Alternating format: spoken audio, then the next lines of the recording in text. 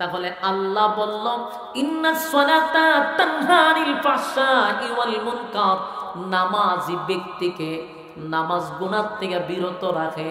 কিন্তু আমরা চোখ দিয়া দেখি নামাজও পড়ে, সুদও খায়, ঘুষও খায়, নামাজ পড়ে মিথ্যা কথা বলে, নামাজ পড়ে ওজনে কম দেয়, নামাজ পড়ে মানুষের জমি দখল করে, এমন লোক আছে না? না। তাহলে আল্লাহর কথা কি মিথ্যা হয়ে গেল? নাউজুবিল্লাহ। আল্লাহ তো বললো নামাজি ব্যক্তিকে নামাজ গুনাহ থেকে বিরত রাখে, কিন্তু আমরা দেখি নামাজ পড়ার পরেও গুনাহ করে। তার কারণটা কি? কারণটা হলো আল্লাহর কথা সত্য, মালিক যা বলছে এটাই সঠিক, কিন্তু নামাজ পড়েও গুনাহ করে। কেন? কারণ ওই ব্যক্তির নামাজ হয় না। নামাজ হয় না। নামাজ যদি সঠিকভাবে হয়, নামাজ রাসূল যেইভাবে পড়ছে আমরা যদি সেইভাবে পড়ি, তাহলে একটা মানুষ জিন্দেগিতে গুনাহ করা সম্ভব না। নামাজ তারে গুনাহ থেকে বাঁচায়া দিবে। কিন্তু নামাজ পড়েও যারা গুনাহ করে, বুঝবেন নামাজ সঠিকভাবে হয় না। সাল্লু কামা রাআইতুমুনি উসাল্লি, রাসূল যেইভাবে নামাজ পড়ছে আমরা যদি সেইভাবে পড়ি, তাহলে আমাদের নামাজ আমাদেরকে গুনাহ থেকে বাঁচাবে। আমরা নামাজ কত স্টাইলে দেখবেন, আমরা মুসল্লিরা মসজিদে গেলে এইভাবে দাঁড়াইবে, নামাজও দাঁড়াইছে আল্লাহর সামনে, দাঁড়াইয়া মসজিদের টাইলস কিভাবে লাগাইছে নামাজ হারিয়ে দেখে, এদিকে তাকায়, এদিকে তাকায়, এমনি তাকায়, বলতে নামাজ হয়েছে না? নামাজের সাথে তামসা চলতেছে, ফাইজলামি চলতেছে। এবার নামাজও দাঁড়াইছে, মসজিদের ফ্যান দেখে, মসজিদের ক্যালেন্ডার ভাইসায় থাকে, নামাজ পড়ে পিছনে কেসি দেখে। এগুলা নামাজ হয় না, শেষ, নামাজ শেষ। নামাজের মধ্যে খাসি দেয়, অনর্থক বেহুদা খাসি দেয় করে, বিনা উজুরে কাঁসা, নামাজ ভঙ্গের কারণ। নামাজের এরপরে দেখেন নামাজের ওয়াজিব কয়টা আমাদের মুসল্লিরা জানেই না।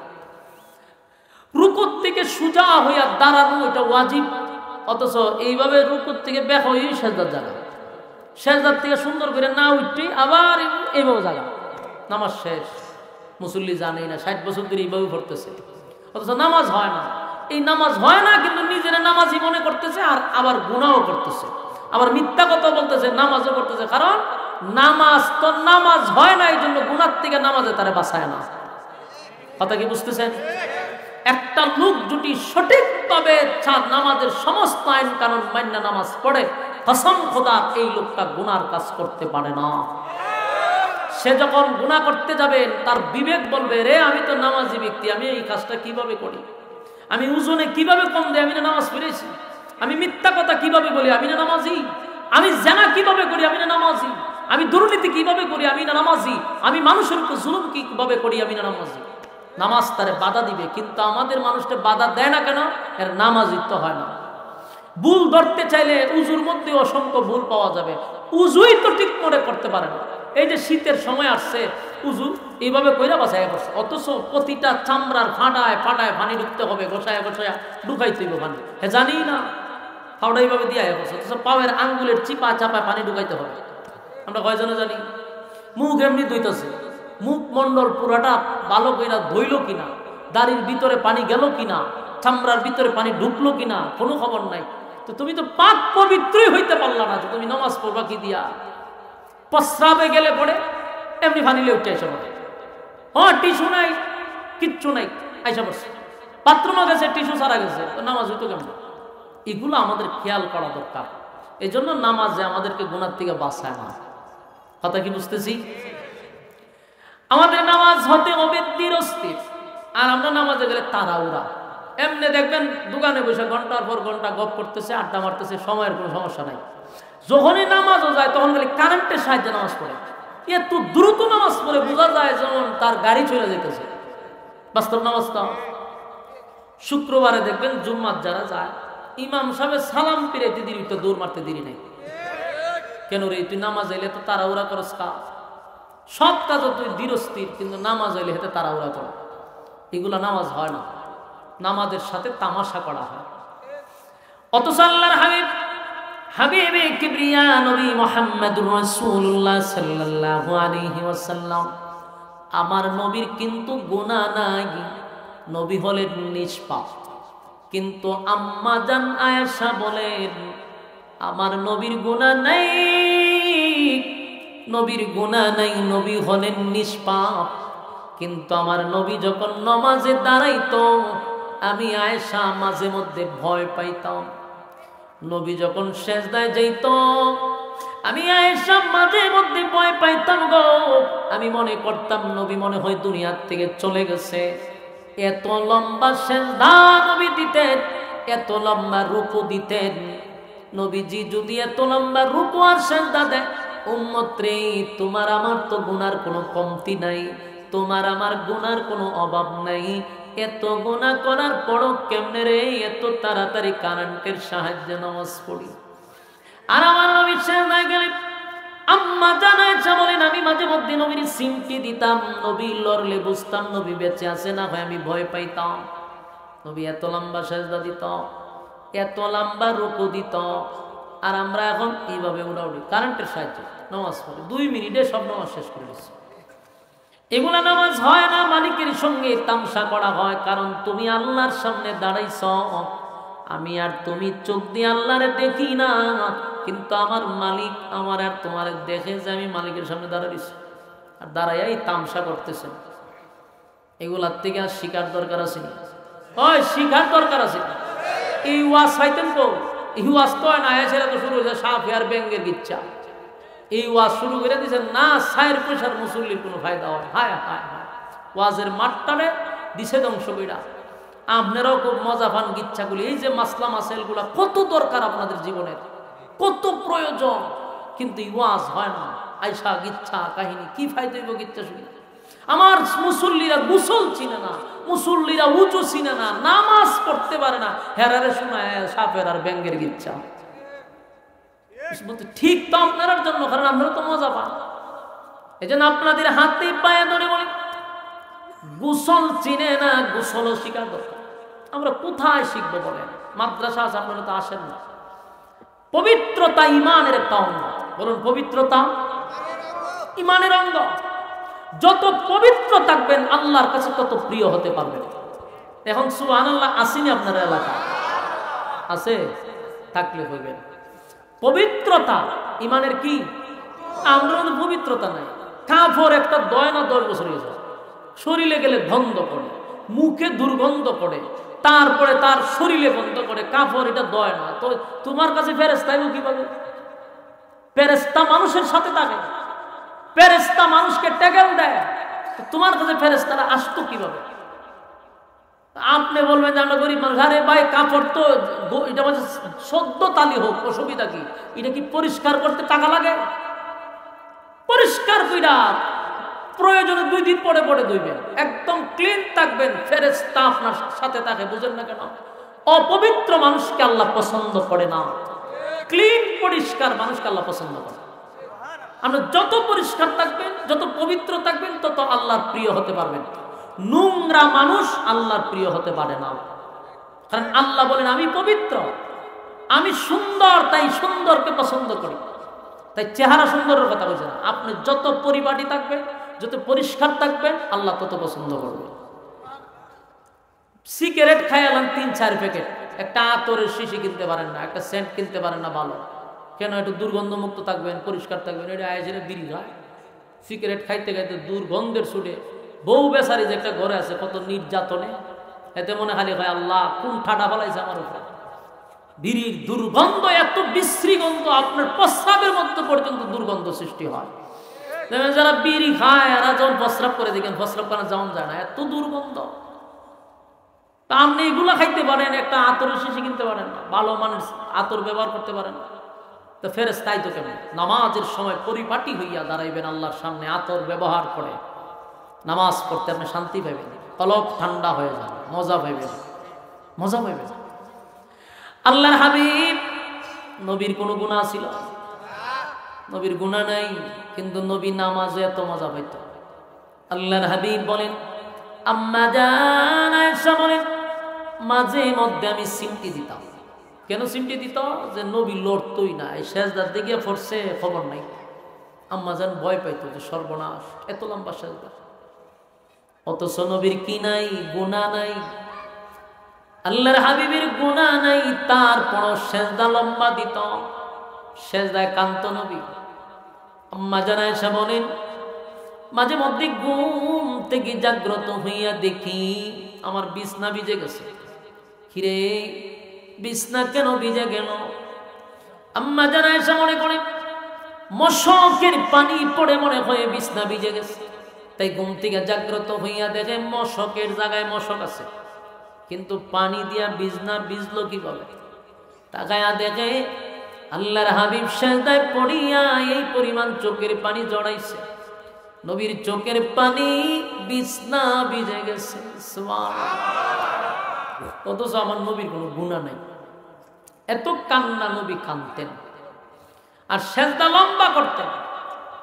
একবার মসজিদের নববী, নবী হইল মসজিদে নবীর ইমাম, তো নবীর নামাজ পড়াইতো, সাহাবীরা সবাই নবীর পিছনে নামাজ পড়তো। আর ওখানকার নিয়ম হইল এটাই, যিনি নেতা তিনি ইমাম। সুবহানাল্লাহ। এটা ইসলামের সিস্টেম, আর আমরা তো এই সিস্টেমের মধ্যে নাই।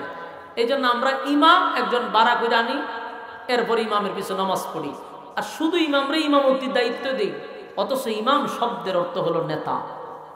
ইমামের উচিত ছিল, আপনাদের দায়িত্ব ছিল, যিনি ইমাম হবে এলাকার সালিশ দরবার উনি শেষ করবে। ইমাম পাইবেন কই? বেতন দিবেন 2000 টাকা, বালা মানুষ পাইবেন কই? ভালো যোগ্যতাশীল লোক পাইবেন কই আপনারা? এই জন্য ইমাম শব্দের অর্থ হলো নেতা, যিনি নেতাগিরি করবে তিনি ইমামতি করবে। সুবহানাল্লাহ। মসজিদে নববীর মধ্যে আল্লাহর হাবিব বলেন ইমাম নামাজ নবী পড়াইতেন, সাহাবায়ে কেরাম নবীর পিছনে নামাজ পড়তেন। ফজরের সময় সব সাহাবীরা বসা, কিন্তু নবী আসতেছেন। এখন নামাজ পড়াইব, নামাজের টাইম চলে যায় এমন অবস্থা শুরু হয়েছে। সমস্ত সাহাবীরা চতুর্দিকে তাকায়, কিন্তু নবী আসে না। তখন একজন কয়, যা নবী মনে ঘুমাই গেছে, নবীরে ঘুমতে গিয়ে জাগ্রত করো। সবাই বলা বলি করতেছে, রে ফজরের নামাজের টাইম হয়ে যাচ্ছে, আল্লাহর পয়গম্বরকে ঘুম থেকে জাগ্রত করো। হযরত আবু বকরকে বলল, আপনি তো সবার মুরব্বী, আর আপনার মেয়ে যেহেতু হুজুরার ভিতরে আছে, আপনি গিয়া বলেন যেন নবী ঘুম থেকে জাগ্রত হয়। আবু বকর ভাই, আমার এই সাহস নাই নবীরে ঘুম থেকে জাগ্রত করার। সুবহানাল্লাহ। এবার সবাই গেছে উমরের কাছে, যে আপনার সাহস বেশি, আপনি গিয়ে রাসূলকে ডাক দেন, নামাজের টাইমে যেতেছে, রাসূল নামাজ পড়াবে। উমর ভাই, আমি শক্ত, আমার সাহস বেশি, কিন্তু রাসূলের কাছে আমি মোমবাতির চেয়ে নরম। আল্লাহর হাবিবকে ডাক দেওয়ার জন্য কেউ সাহস পায় না। হযরত উমর নিজেও স্বীকার করলেন না, পয়গম্বরকে আমি কেমনে গো ডাক দিব, কারণ আমার নবীর ডাক আমার আল্লাহ নাম ধরে দেয় না। সুবহানাল্লাহ। আছে আমার মালিক হাবিবে কিবরিয়াকে ডাক দিতে বলে নাম ধরে ডাক দেয় না। নবীরে ডাক দিতে গেলে আল্লাহ বলেন ইয়াসিন বইলা ডাক দেয়, তাহা বইলা ডাক দেয়, ইয়া আইয়ুহাল মুজাম্মিল বলে ডাক দেয়, ইয়া আইয়ুহাল মুদাসসির বলে ডাক দেয়। তথাপি আমার মালিক হাবিবে কিবরিয়াকে নাম ধরে ডাক দেয় না। হাজার তোমার বলে কেমন রে, আমি হাবিবে কিবরিয়াকে ডাক দিয়া ঘুম থেকে জাগ্রত করি না, আমার দ্বারা সম্ভব হবে না। সব সাহাবীরা যখন ব্যর্থ হয়ে গেল, কেউ পয়গম্বরকে ডাক দিতে সাহস পায় না। সবাই একত্রিত হইয়া বলে, কেউ যেহেতু ডাক দিতে পারবে না, তাহলে সবাই মিলা বেলালে ধরো। বেলাল হইল মুয়াজ্জিন, বেলাল হলো মসজিদে নববীর মধ্যে মুয়াজ্জিন। তাহলে বেলালের দায়িত্ব হলো ইমামকে আনা। বেলাল রে, তুই না মুয়াজ্জিন, ইমাম সাহেবের সঙ্গে মুয়াজ্জিনের সম্পর্ক ভালো থাকে। বেলাল যা, পয়গম্বর ঘুমায় আছে, ঘুম থেকে পয়গম্বরকে জাগ্রত করে দাও। তা নবীকে ডাক দে। বেলাল বলে, আমি কেমনে ডাক দিই? আবু বকর ডাক দিতে রাজি হয় না। হযরত উমর আল্লাহর পয়গম্বরকে ডাক দিতে চায় না। আমি বেলাল কেমনে গো নবীরে ডাক দিব? কিন্তু বাধ্য হইয়া সবার ঠেলাঠেলিতে বেলাল গেছে নবীরে ডাক দিতে। কিন্তু কি বইলা ডাক দিবে? আল্লাহর পয়গম্বরকে ডাক দেওয়ার সাহস নাই গো। বেলাল নবীর ডাক দিতে চায় না। হুজুরা শরীফের সামনে দিয়া হাঁটে আর দৌড়ে কি বইলা ডাক দিবে? পাগল পাগল হয়ে গেছে। হুজুরা শরীফের সামনে দিয়া নবীর সাহাবী হযরত বেলাল যায় আর আয়, কিন্তু নবীরে ডাক দিতে সাহস পায় না। হঠাৎ করে বেলালের কলবের ভিতরে আল্লাহ একটা বাক্য চালু করে দিছে, অটোমেটিক চালু হয়ে গেছে। বেলাল নবীর রওজা হুজুরা শরীফের সামনে দিয়া যায় আর কয়, আসসালাতু খায়রুম মিনান নাওম। সুবহানাল্লাহ, আসসালাতু খায়রুম মিনান নাওম। এর আগে এই শব্দটা ছিল না, এর আগে ফজরের নামাজেও ছিল না, আজানে ছিল না। এটা অটোমেটিক বেলালের কলব দিয়ে আল্লাহ জারি করে দিয়েছে। আসসালাতু খায়রুম মিনান নাওম অর্থ হলো ঘুম থেকে নামাজ ভালো। আল্লাহর হাবিবের হুজুরা শরীফের সামনে দিয়া হযরত বেলাল যায় আর বলে, ঘুম থেকে নামাজ ভালো, ঘুম থেকে নামাজ ভালো। আসসালাতু খায়রুম মিনান নাওম, ঘুম থেকে নামাজ ভালো। আল্লাহর নবীর কান পর্যন্ত আওয়াজ চলে গেছে। পয়গম্বর সেজদা থেকে মাথা উঠাইছে। বলুন, আমার নবী কি ঘুমেছিল? না, আমার নবী ঘুমেছিল না। সাহাবীরা মনে করছে নবীর মনে হয় ঘুম লেগে গেছে, কিন্তু নবী তো ঘুমেছিল না। নবী সেজদা থেকে মাথা মোবারক উঠাইয়া হুজুরা শরীফের সামনে এসে দাঁড়াইছে। বেলাল তাকায়া দেখে হাবিবে কিবরিয়ার চেহারা মোবারকটা লাল হয়ে গেছে। বেলাল নবীর চেহারা দেখে বলে, হাবিব, বুঝতে পারি না অন্যায় করছি, অপরাধ করছি। নবী গো, আমি বুঝতে পারছি আপনি ঘুমে ছিলেন না, আপনার চেহারায় সাক্ষী দেয় আপনি সেজদায় ছিলেন। সুবহানাল্লাহ। আল্লাহর নবী মুস্কি মুস্কি হাসি আর বলে, বেলাল রে, আমি তো সেজদায় ছিলাম কথা ঠিক, কিন্তু তুমি এত সুন্দর বাক্য কোথায় পাইলা? আসসালাতু খায়রুম মিনান নাওম, এই কথাটা কোথায় পাইলি? কে তোরে শিখাইলো? সুবহানাল্লাহ। বেলাল কয়, হুজুর, কেউ আমারে শিখায় নাই, এই কথা আমার মুখ দিয়ে অটোমেটিক বাহির হয়ে গেছে। আল্লাহ কয়, বড় সুন্দর লাগছে, এই কথাটা আজকে থেকে ফজরের নামাজে তুমি লাগায়া দিবা, ফজরের আজানে লাগায়া দিবা। এরপর থেকে শুরু হয়েছে আসসালাতু খায়রুম মিনান নাওম, চালু হয়ে গেছে। আমার জবাব বেলাল বলে, হুজুর, আপনি নবীর সামনেও গুনাহ নাই, পিছনেও গুনাহ নাই গো নবী, তাহলে আপনি এত সময় সেজদা কেন দেন, আর এত দীর্ঘ সময় কেন সেজদায় পড়ে থাকেন? আল্লাহর নবী বলেন, আবু বেলাল রে, আমার মালিক আমার সামনের গুনাহ মাফ করে দিছে, পিছনেও আমি নবীর গুনাহ নাই, সামনেও গুনাহ নাই। এত দয়া মায়া আল্লাহ করছে, আমি কি আমার মালিকের শুকরিয়া আদায় করব না? সুবহানাল্লাহ। আমার জবাব ভাইয়েরা, মুরব্বি বাবারা, আপনাদেরকে বলছি, নামাজের প্রতি আমার নবী এত গুরুত্ব দিতেন, অথচ আমার নবীর গুনাহ নাই। আয়ের পর আমার নবী নামাজের মধ্যে গুরুত্ব দিত, কারণ নামাজ একমাত্র ইবাদত, যে ইবাদতে দাঁড়াইলে স্বয়ং আল্লাহর সঙ্গে কথা হয়। আমার যুবক ভাইয়েরা, কিয়ামতের কঠিন ময়দানে সর্বপ্রথম নামাজের হিসাব হবে, নামাজের হিসাব আল্লাহ আগে নিবে। তাই জাহান্নামীরা বলে, ক্বালু লাম নাকু মিনাল মুসাল্লিন।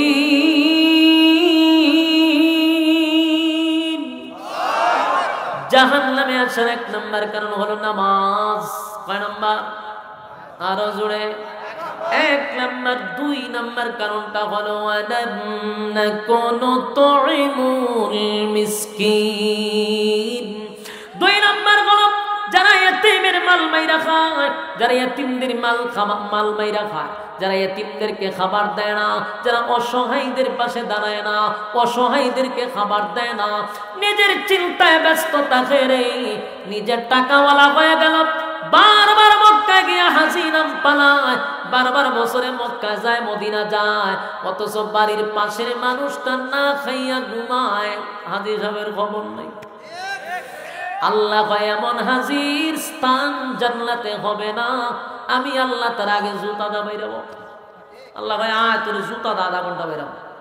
তুই বছরে বছরে মক্কা যাস, মদিনা যাস, তোর বাড়ির মানুষ না খাইয়া মরে, এমন হাজির কোনো দরকার নাই। এই জন্য আল্লাহ কোরআন স্পষ্ট বলে জাহান্নামে মানুষ 2 নাম্বার কারণে যাবে, যারা এতিমের মাল মাইরা খাইছে, যারা অসহায়দেরকে খাবার দেয় না, যারা পরের হক নষ্ট করে, যারা মানুষের উপর জুলুম করে, এতিমদের মর্যাদা দেয় না। ওয়ালামনা কুনু তুইমুল মিসকিন, মিসকিনদেরকে খাবার দেয় না। জাহান্নামে যাওয়ার এটা কয় নাম্বার কারণ? এটা 2 নাম্বার কারণ। 3 নাম্বার কারণটা মনোযোগ দিয়ে শুনেন। আল্লাহ কোরআনে বলেন وَكُنَّا نَخُوضُ مَعَ الْخَائِضِينَ।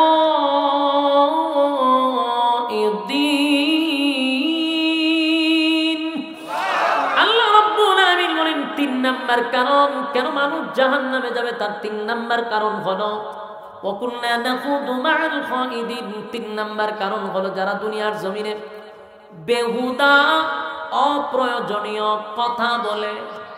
কথা কি বুঝতেছেন? এটা আপনারা গুরুত্ব দেন না, অথচ জাহান্নামে যাওয়ার এটা 3 নাম্বার কারণ। যারা অনর্থক কথা বলে, যারা বেহুদা কথা বলে, যারা অপ্রয়োজনীয় কথা বলে, এটা জাহান্নামে যাওয়ার কয় নাম্বার কারণ? আপনারা কি আমার কথা বুঝতেছেন? কি মনে হয় বানায়া বলতেছি? যারা দুনিয়ার জমিনে বেহুদা অপ্রয়োজনীয় কথা বলে, এমন লোক আছে না নাই? অনর্থক কথা বলনেওয়ালা আছে না নাই? মুরব্বীদের মধ্যে আছে, মুরব্বী হইলেই বেশি কথা বলে। আবার মহিলাদের মধ্যে স্বভাবটা বেশি আছে, মহিলারাও বেশি কথা বলে, বেহুদা কথা বলে, অন্যজনের বিষয় নিয়ে বেশি কথা বলে, আর এক বাড়ির বিষয় নিয়ে সে চিন্তা করে বেশি, নিজেরটা চিন্তা করে কম, অপরেরটা নিয়ে চিন্তা করে বেশি। বাস্তব না বাস্তব? মহিলাদের মধ্যে স্বভাব আছে।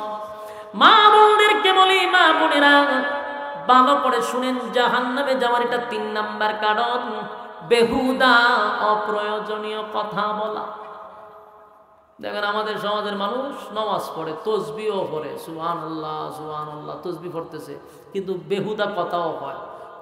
তসবিও আছে, সুবহানাল্লাহ নামাজ পড়তে পড়তে দোকানে যাইল, দোকানে গিয়া হয় সুবহানাল্লাহ সুবহানাল্লাহ, রে এক কাপ চা দে তো, সুবহানাল্লাহ সুবহানাল্লাহ, যে টিভিটা ছাড়, কি যাতে টিভির মধ্যে দেখ সুবহানাল্লাহ সুবহানাল্লাহ, চিনি ছাড়া চা দিস, সুবহানাল্লাহ সুবহানাল্লাহ, তোর দোকানে বেচা কিনা হয় না আগের মতো, সুবহানাল্লাহ বেচা কিনা হয় না, সুবহানাল্লাহ, তোর মাইয়াটা বিয়া দিস নি, সুবহানাল্লাহ, তো সুখে শান্তিতে আসিনি, সুবহানাল্লাহ সুবহানাল্লাহ, এই সব জিগাইতেছে, সুবহানাল্লাহ ভরতেছে, সুবহানাল্লাহ সুবহানাল্লাহ, জমি জামা কিরম আছে, সুবহানাল্লাহ, এবার একটা সুমা দেয়, মানে 100 হয়ে গেছে। কথা বুঝতেছে? তো 100 যে হয়েছে, এটার ভিতরে না খাম কুখাম সব কথা ঢুকাই দিছে। এই যে অপ্রয়োজনীয়, এটা জাহান্নামে যাওয়ার 3 নাম্বার কারণ। আমরা এখানে গুনাই মনে করি না, অথচ এতটুকের কারণে আমার জাহান্নামে যেতে হবে। কথা কি বুঝতেছেন? বুঝতেছি আপনারা বিরক্ত লাগিয়েছে। এটা কয় নাম্বার কারণ?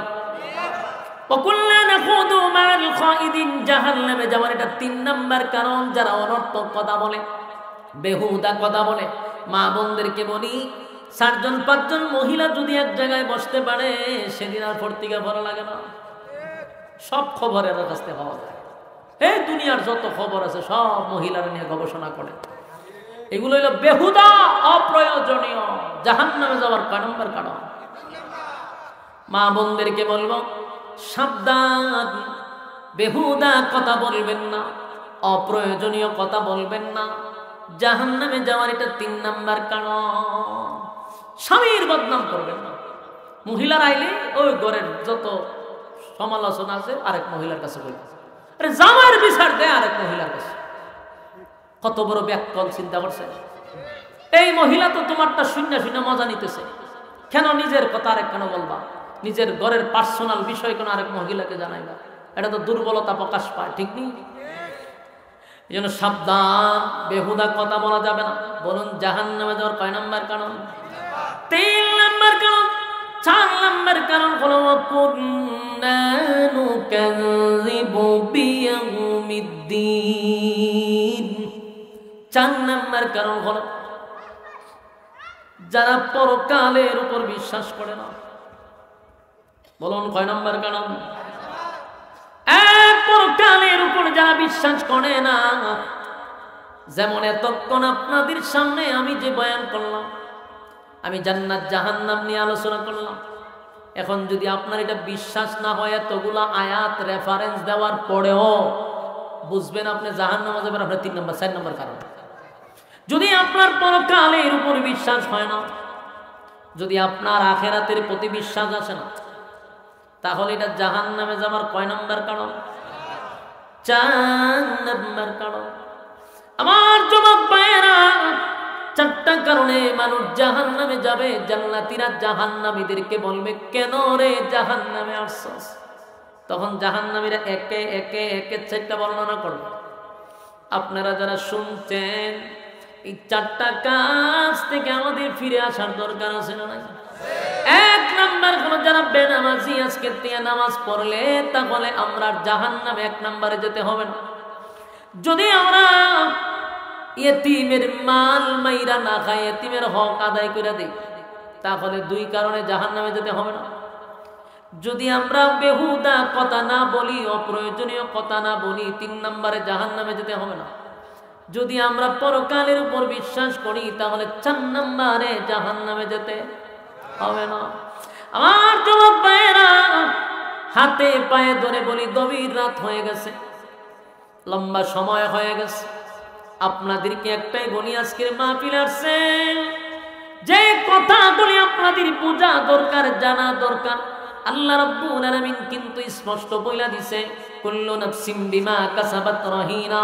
প্রত্যেকটা মানুষ আমি আল্লাহর সামনে দাঁড়াইয়া হিসাব দিতে হবে, হিসাব দিতে হবে, হিসাব দিতে হবে, পাই পাই করে হিসাব দিতে হবে।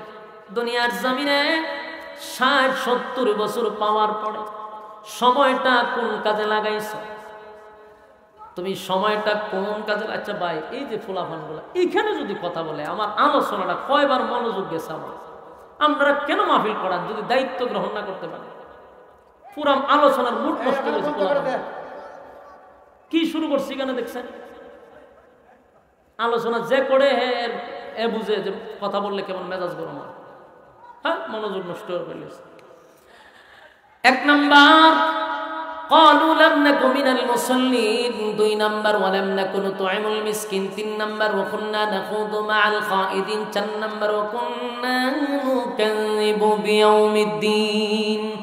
আমার যুবক ভাইয়েরা, কিয়ামতের কঠিন ময়দানে রব্বে কারীম বলেন, প্রত্যেকটা মানুষকে আমার সামনে দাঁড়ায়া বিচার দিতে হবে, হিসাব দিতে হবে।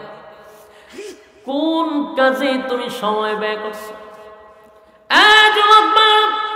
কোন কাজে সময় ব্যয় করলেন? দুনিয়ার সব আপনি বুঝেন না, শুধু পরকাল। হ্যাঁ, সব বুঝেন না কি? পরকাল বুঝে না।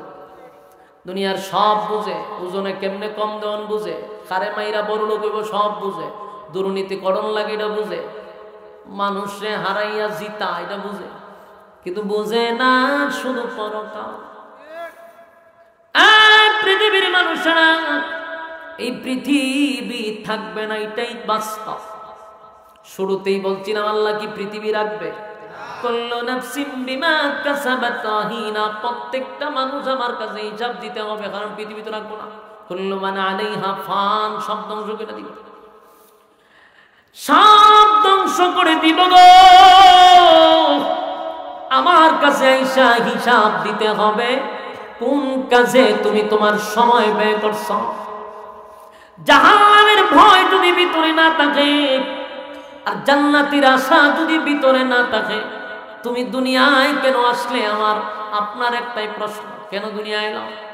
জান্নাতেরও আশা নাই, জাহান্নামেরও ভয় নাই, অথচ জাহান্নামের আযাব বড় ভয়ানক, বড় ভয়ানক, বড় ভয়ানক।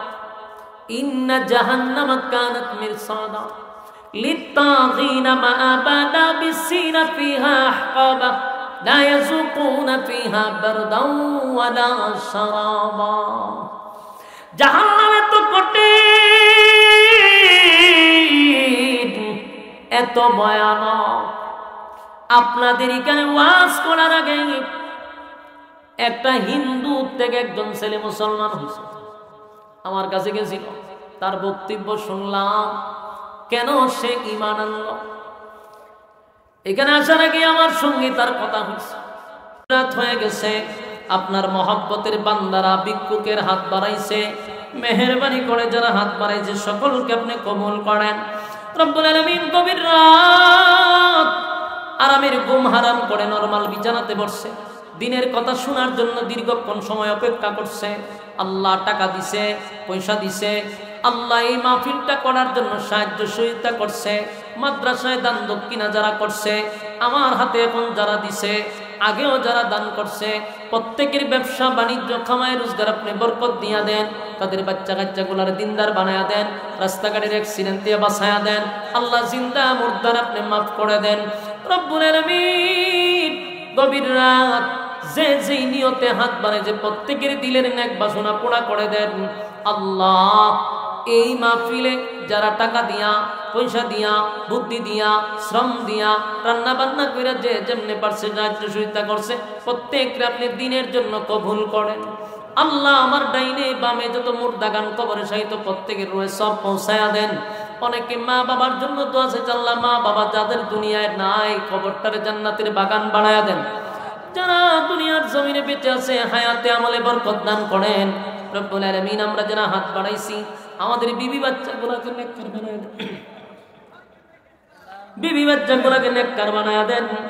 আল্লাহ জুমার রাত্রি দোয়া কবুলের রাত্রি, যা বললাম যা শুনলাম মেহেরবানি করে বলনেওয়ালা শুননেওয়ালাকে আমল করার তৌফিক দেন। বাকি জিন্দেগি আপনার মহব্বতের বান্দা হিসেবে কবুল করেন। যতদিন বাঁচায় রাখবেন ইজ্জতের জিন্দেগি দান করেন। আল্লাহ পিছনের সমস্ত গুনার জন্য মাফ চাই, আপনি মেহেরবানি করে মাফ করে দেন। আল্লাহ গভীর রাত আপনারে খালিয়াতে ফিরায় দিয়েন না। যারা আমার সঙ্গে হাত বানাইছে একজনও খালিয়াতে ফিরায় দিয়েন না। গুনাহ মাফ করে নিষ্পাপ বানায় বাড়ির দিকে ফিরায় দেন। বাকি জিন্দেগি আপনার গোলামি করার তৌফিক দেন। আল্লাহ মাদ্রাসার যত জরুরত আছে আপনার গাইবী খাজানার থেকে পুরা করেন। মাদ্রাসার ছাত্র শিক্ষকদেরকে কবুল করেন।